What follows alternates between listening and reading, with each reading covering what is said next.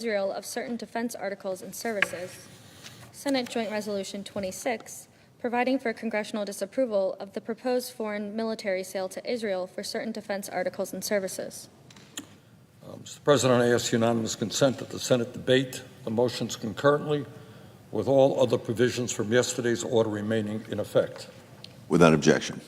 Thank you, Mr. President. Mr. President, let me begin by telling the American people something that they already know.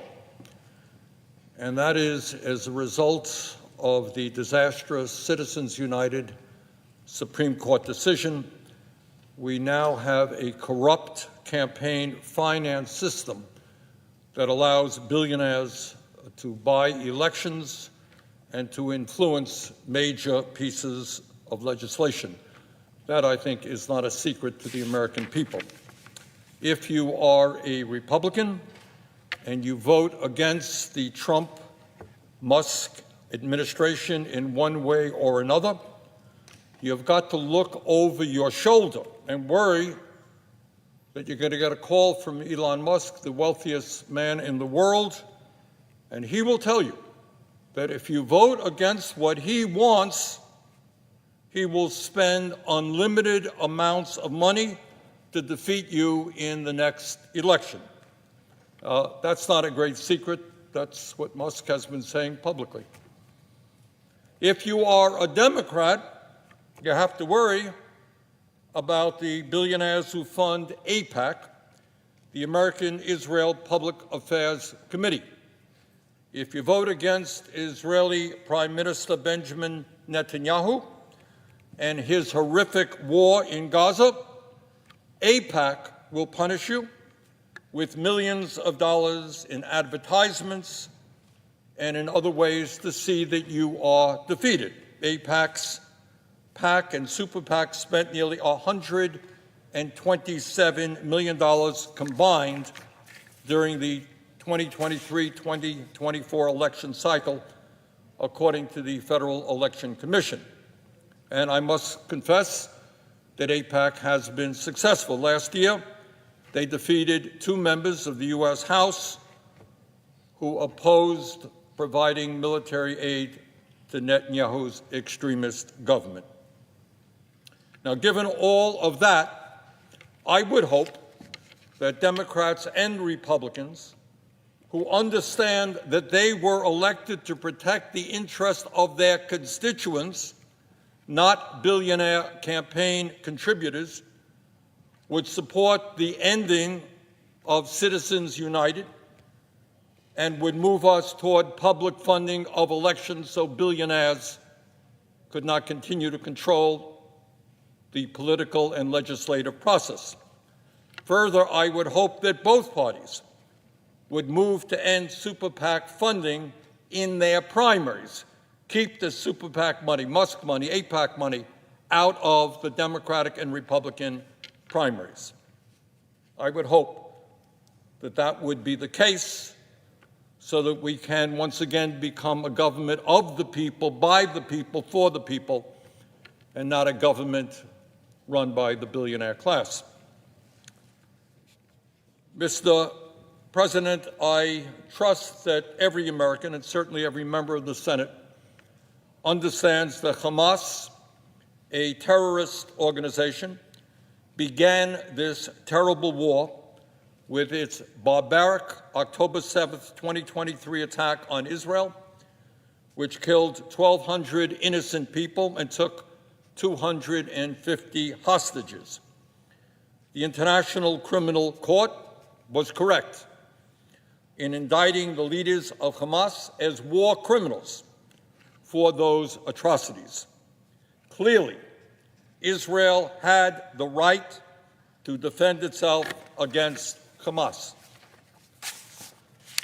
But most Americans also understand that while Israel had a right to wage war against Hamas, it did not and does not have the right to wage war against the entire Palestinian population. And tragically, that is exactly what we have seen over the last year and a half. Let us be clear. Prime Minister Netanyahu's racist and extremist government has waged an all-out barbaric war against the Palestinian people and made life unlivable in Gaza. Within Gaza's population of just 2.2 million people, more than 50,000 have been killed and more than 113,000 have been injured, 60% of whom are women, children, and elderly people. That is 7.4% of the population of Gaza killed or wounded, 7.4% in a year and a half.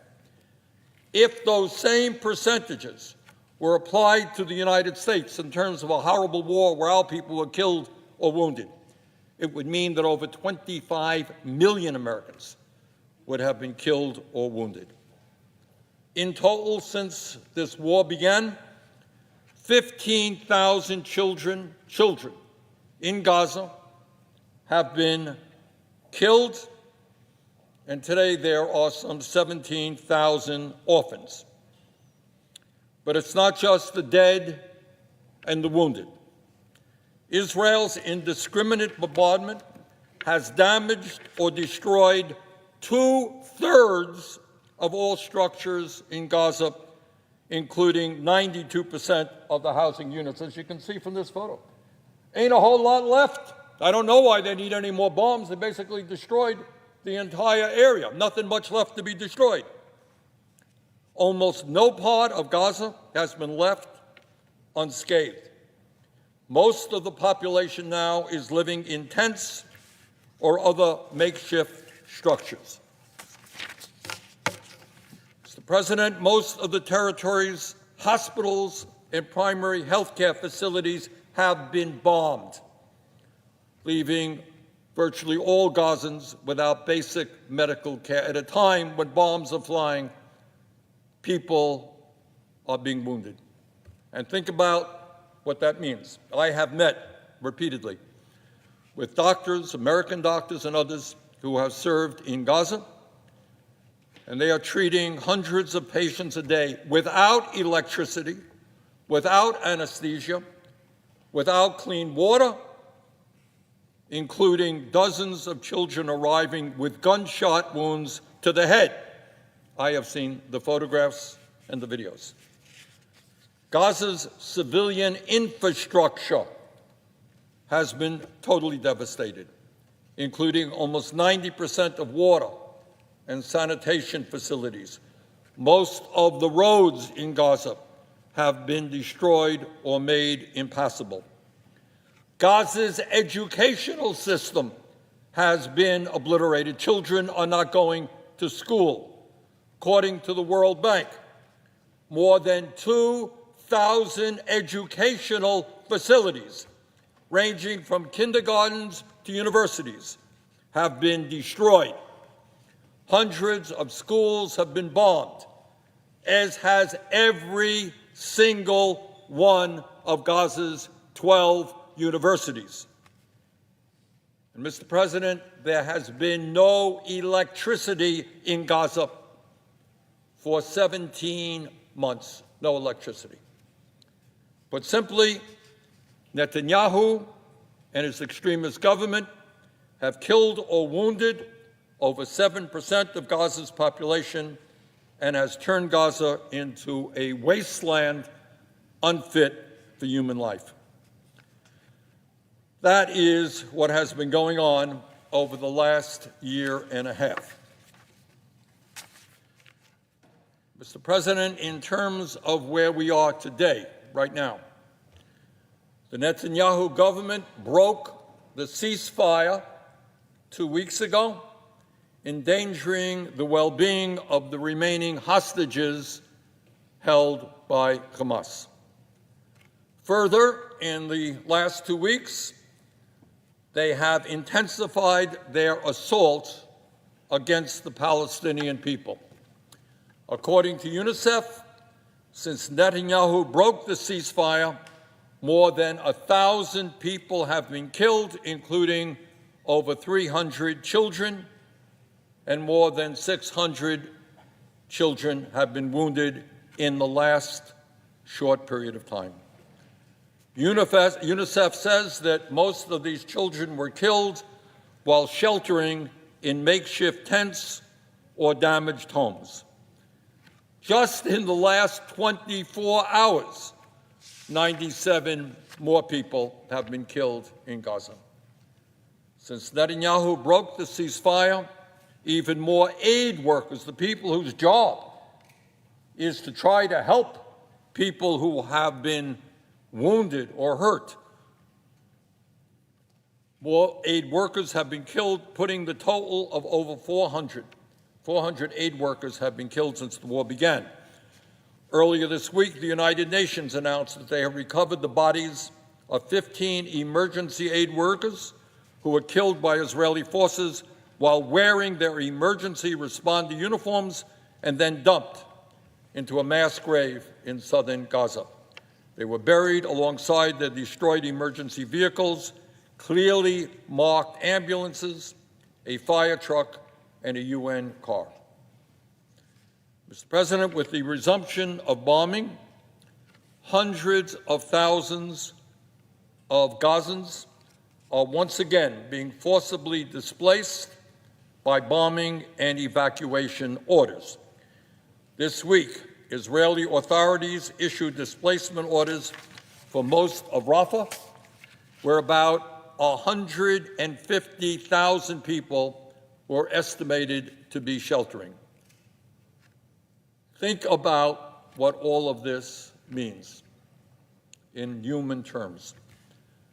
Throughout this war, millions of desperately poor people, the people in Gaza by and large, are extremely poor. They have been repeatedly driven from their homes. They have been forced to pick their way through a demolished landscape again and again with nothing more than the clothes on their backs. Families have been herded into so-called safe zones only to face continued bombardment. The children of Gaza, Mr. President, this is just one picture, have suffered a level of physical and emotional torture that is almost beyond comprehension and that will clearly stay with each and every one of them for the rest of their lives. These children are hungry, they are thirsty, hard to get clean water, they have been denied health care, and they have witnessed the death of their parents, their family members, their homes, and virtually everything around them. And they've been picked up and moved from one place to another, and all the while drones are on top of them, shooting or photographing what they're doing. Mr. President, throughout this war, Israel's restrictions on humanitarian aid have left hundreds of thousands of people, including tens of thousands of children, facing malnutrition and starvation. Malnutrition and starvation. Children have literally starved to death, while aid just sat a few miles away, blocked by Israeli forces. The UN, the United States, and every aid organization working in Gaza has been clear throughout this war. Israel's unreasonable and unnecessary restrictions on humanitarian aid have contributed to massive death and profound suffering. But as bad as the last year and a half has been, at least Israel let some, not enough, but some aid through. But what is happening right now is unthinkable. Today, it is 31 days and counting with absolutely no humanitarian aid getting into Gaza. Nothing. No food, no water, no medicine, no fuel, for over a month. That is a clear violation of the Geneva Convention, the Foreign Assistance Act, and basic human decency. It is a war crime. You don't starve children. And it is pushing things toward an even deeper catastrophe. Earlier this week, 25 bakeries supported by the World Food Program were forced to close because they ran out of flour and cooking gas. The UN is still trying to distribute its remaining stocks of food already in Gaza, but says, quote, that the situation remains extremely critical since the cargo closure of the crossings almost a month ago, end quote. Mr. President, all of this is unconscionable. What we are talking about is a mass atrocity. And what makes it even worse, and why I am here today, and why I have introduced the resolutions that we will soon be voting on, is that we as Americans are deeply complicit in all that is happening in Gaza. This is not some terrible event. This is not an earthquake in Miramar. It's not something that we had nothing to do with. We are deeply complicit in all of this death and suffering. Last year alone, the United States provided $18 billion in military aid to Israel and delivered more than 50,000 tons of military equipment. It is American bombs and American military equipment that is being used to destroy Gaza, kill 50,000 people, injure over 110,000 people. We cannot hide from that reality. Mr. President, if we condone the barbarism that is taking place in Gaza today, we will have no standing in the world to condemn the horrors and war crimes that other countries may commit. You're not going to be able to look at China or Russia or Saudi Arabia or any other country and say, look, how terrible. Look what they're doing to the children, to the women, to innocent people. We will have no credibility because they will come back and say, really? You're really concerned about what China, Russia, Saudi Arabia may be doing? Hey, take a look at what you supported in Gaza and the billions of dollars in aid you gave to Netanyahu's government. Mr. President, today is a day to stand up to barbarism in Gaza and to do our best to prevent future barbaric acts all over the world.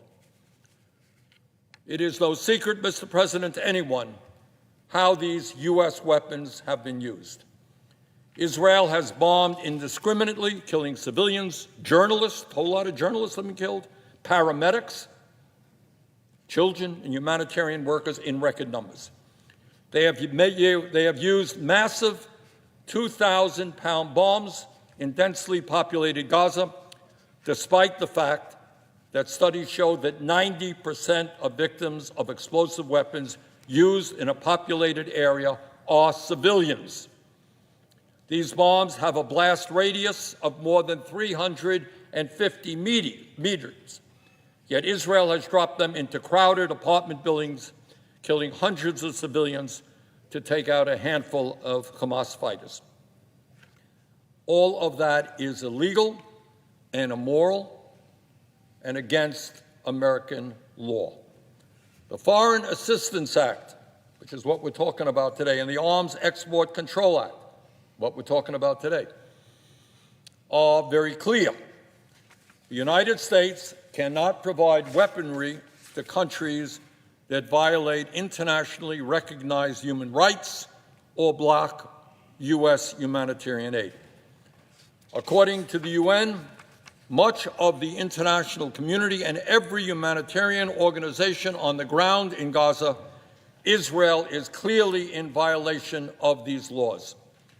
Under these circumstances, it is illegal for for the United States government to provide Israel with more offensive weaponry. It is simply against our laws. Despite all of that, in the last month, the Trump administration has announced its intention to transfer some $12.5 billion more in offensive weapons, not defensive weapons, offensive weapons to Netanyahu's government in clear violation of U.S. law. And, Mr. President, that is why we are here today. Joint resolutions of disapproval, which is what we are dealing with right now, are Congress's tool to enforce American law. Today, we will vote on two resolutions to block two of the most egregious of these Trump administration offensive arms sales, which would provide almost $9 billion more in heavy bombs and other munitions to Netanyahu, including more than 35,000 massive 2,000-pound bombs that have killed so many civilians. The first resolution, SJ Res 33, would block a sale of over $2 billion for 35,000 MK-84 2000 bombs and 4,000 I-2000 penetrator warheads. Second resolution, SJ Res 26, would block almost $7 billion for 2,800 500-pound bombs, 2,100 small diameter bombs, and tens of thousands of JDAM guidance kits. All of these systems have been linked to dozens of illegal airstrikes, including on designated humanitarian sites, resulting in thousands of civilian casualties. These strikes have been painstakingly documented by human rights monitors. There is no debate. And none of these systems are defensive. None of them are necessary to protect Israel from incoming drone or rocket attacks. Mr. President, for those of my colleagues who may be ambivalent, not quite sure how they want to vote on these resolutions, let me say a word about how the Trump administration is ignoring the law in advancing these arms sales in terms of the process. Unlike Biden, whose policies on Gaza I strongly opposed and stood right here at this location, strongly opposing what Biden was doing in terms of military aid to Israel. But unlike Biden, President Trump is trying to circumvent Congress with these transfers, ignoring the Foreign Assistance Act by issuing a bogus emergency declaration, an emergency declaration to bypass congressional review. There is no emergency to justify cutting Congress out of the process. In fact, some of the systems the Trump administration claims are part of this emergency sale have not yet been produced. And this is also part of a broader Trump administration effort to cut Congress out of the arms sale process. Mr. President, it is no great secret that Congress is way out of touch with where the American people are on issue after issue, whether it's the economy, whether it's health care, whether it's climate, whatever it may be. Everybody knows Congress is way out of touch. And the billions of dollars that we are providing to the Netanyahu extremist government is just one more example of how out of touch we are with the American people. Mr. President, according to a recent Economist YouGov poll in March, just 15% of the American people support increasing military aid to Israel. 15%. While 35% support decreasing military aid to Israel or stopping it entirely. To my Democratic colleagues, I would mention that in that same poll, just 8% of Democrats support increasing military aid to Israel. And I think as Democrats have held town meetings over the last year, they have heard from those people. 8% of Democrats support, in a sense, what we're doing now, more military aid for Israel. 47% support decreasing military aid to Israel or stopping it entirely. 8% increasing Democrats, 47% decreasing military aid. Among Republicans, 9% are for decreasing military aid and 15% for stopping all. 24% stopping or decreasing all military aid. Mr. President, I would ask that this poll be entered into the congressional record. Without objection. Thank you. And according to a J Street poll of Jewish voters in November, 62% of American Jews support withholding, quote, shipments of offensive weapons like 2,000-pound bombs until Prime Minister Netanyahu agrees to an American proposal for an immediate ceasefire in Gaza in exchange for a release of Israeli hostages, end quote. And 71% of Jewish voters support increasing humanitarian aid to the Palestinians. Finally, Mr. President, as unbelievably horrific as the situation in Gaza is and has been for the last year and a half, there is another development that could make the situation even worse. Hard to believe, it really is, but it could. In recent months, President Trump and Israeli officials have openly talked about forcibly expelling the 2.2 million people who live in Gaza, pushing them out to make way for what Trump calls a Riviera, some billionaires' playground. Now, I think some people may be watching this think, this can't be true. You must be kidding. You must be lying. This is inconceivable. Pushing 2.2 desperate people out of where they live to create a playground for billionaires. But a few years ago, as some may recall, Trump's son-in-law, Jared Kushner, said that he felt, quote, Jared Kushner, quote, Gaza's waterfront property could be very valuable, end quote, floating the idea of redeveloping it. I think that many people at the time thought that was a weird and terrible joke. But it turns out that his father-in-law, Donald Trump, took it seriously. Here is what Trump has said repeatedly in recent months, quote, the U.S. will take over the Gaza Strip and we will do a job with it, end quote. Quote, we're going to take over that piece, we're going to develop it, quote, end quote. Quote, I do see a long-term ownership position. Everybody I've spoken to loves the idea of the United States owning that piece of land, end quote.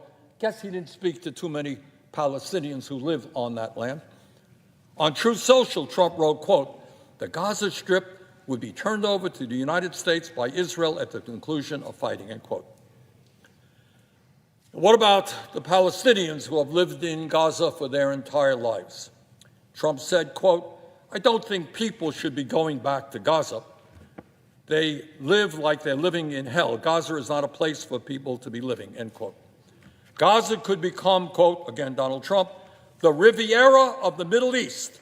This could be something that could be so valuable, this could be so magnificent, end of quote. Yeah. Throw 2.2 million people who have suffered incalculably, throw them out of the land in which they live in order to create a billionaire's playground. Mr. President, there is a name and a term for forcibly expelling people from where they live. It is called ethnic cleansing. It is illegal. It is a war crime. Mr. President, the United States must not continue to be complicit in the destruction of the Palestinian people.